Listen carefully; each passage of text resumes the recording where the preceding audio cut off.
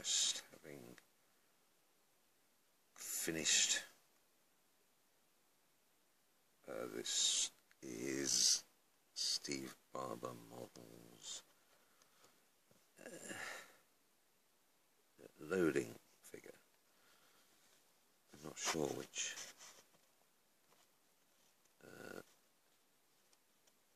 one it is on his website, but I had sort of 3 variants sent through. I showed this figure. You can't see his face too well because they're not too bad, his eyes I suppose, but I had to make everything a bit sort of grubby around his face to hide. Well, I don't know if you can see it there, but on his left side, or the right as we're looking, I mean, it's no criticism, but all the figures have these kind of manufacturing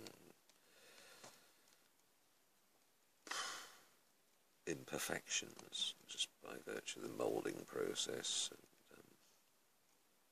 usually find one side of the model, one side of the join in the mould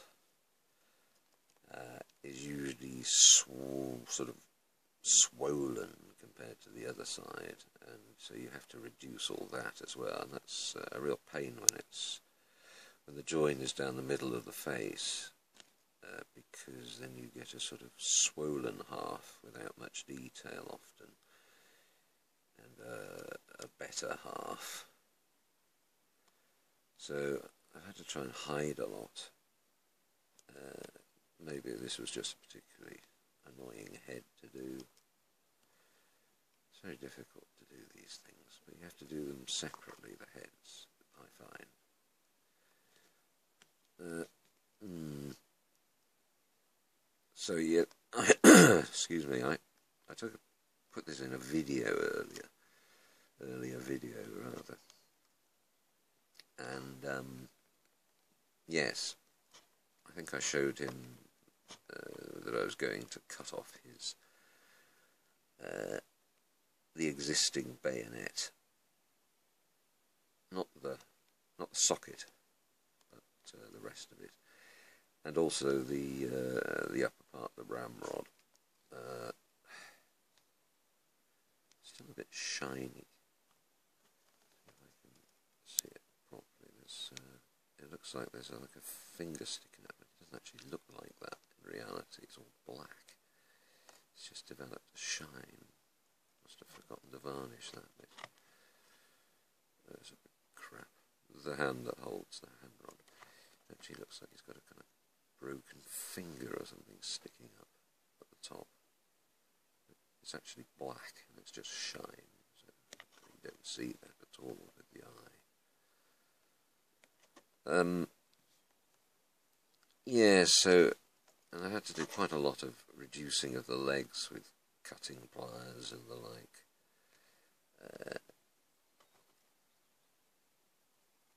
Make them a bit slimmer. He's still got a bit of a fat ass. Not enough creases, probably. I didn't put enough creases in. How close can this thing focus? The bayonet and the ramrod, I just kind of built them up with paint, well, the bayonet anyway, the shank at the bottom. It's a bit rough looking, but could be corrosion, I suppose. But face, there wasn't that much detail there to start with the eyes, so that's probably why they've come out a bit blurry. I had to do all that just with ink. A passable sort of eyes. So this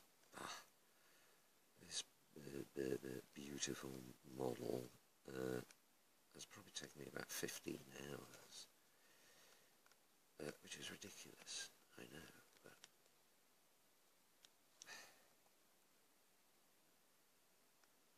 it seems to take that long to sort of get the detail right. Just about. I mean, it's not perfect in any way, but at least it looks realistic enough now, I think.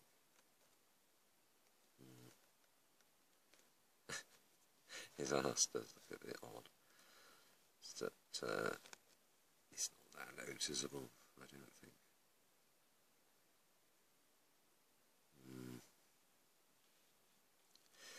So I just do basic colours.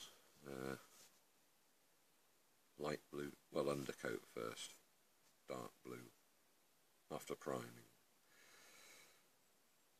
And then I do light blue trousers, then I use a cream colour for the flesh and the white bits of his equipment.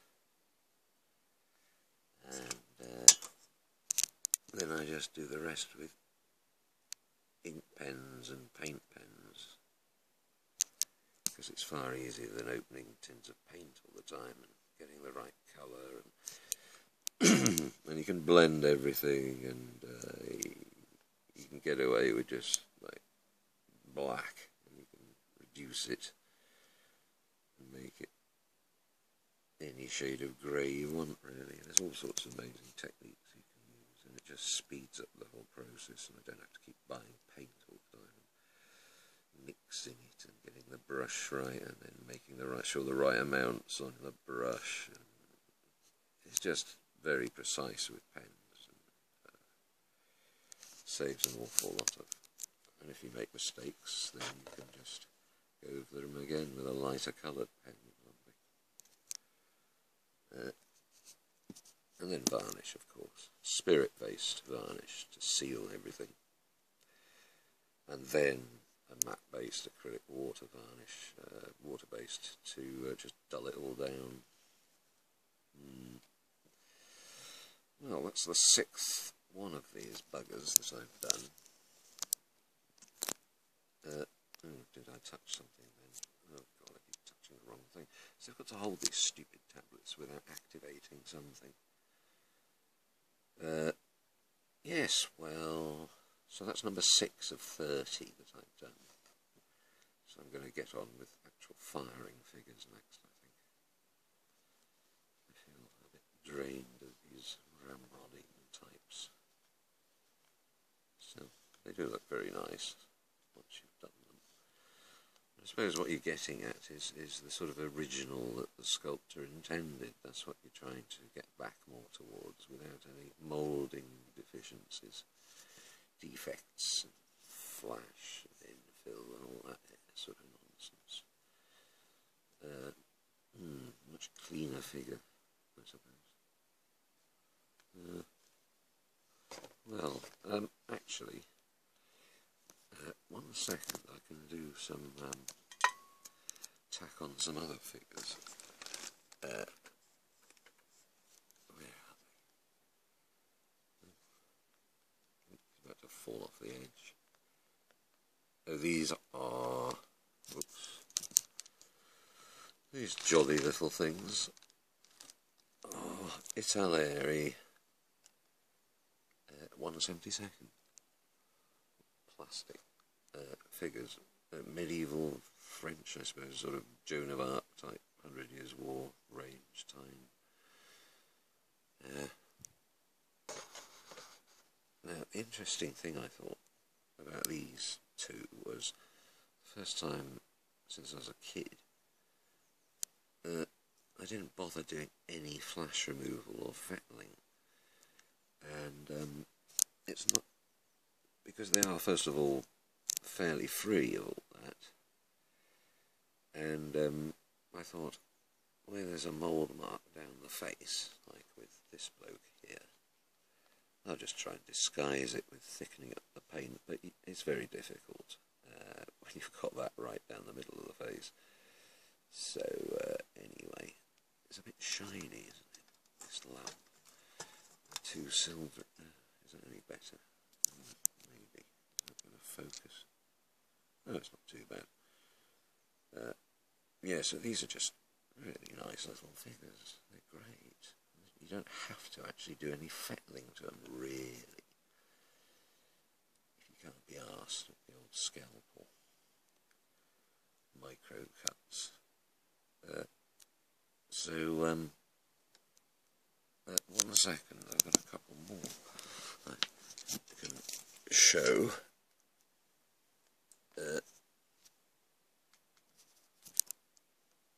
Wait a minute, here we go. Oh yeah, there's a couple more of them. They look like poshos. Aristocrats, I suppose. Oh, this feather used to stick out the top of his helmet. It was quite nice. A bit ridiculous, but I liked it. And I suppose he's like the Dauphin's, God knows what. Champion, maybe? I don't know what he's got in his hand. Some kind of heavy implement, I think. But I did do fettling on these ones, to try and get rid of most of the mould marks. And this one, yes. Oh, and I just put them on some steel tin-lid bases. And then sand and super glue, I think. It gives them a lot more strength. And, well, they're nice little things, these figures. Italeri 1/72. What great value for money. Here's his face. Ah. He's a cocky looking chap. Quite good actually, this tablet for focusing. Oh no, too close. Yeah. Nice little group. Jolly fellas. The glamorous French. Ah. Well, there we go. I'll get on with something else. Yes. Thank you for watching. Bye.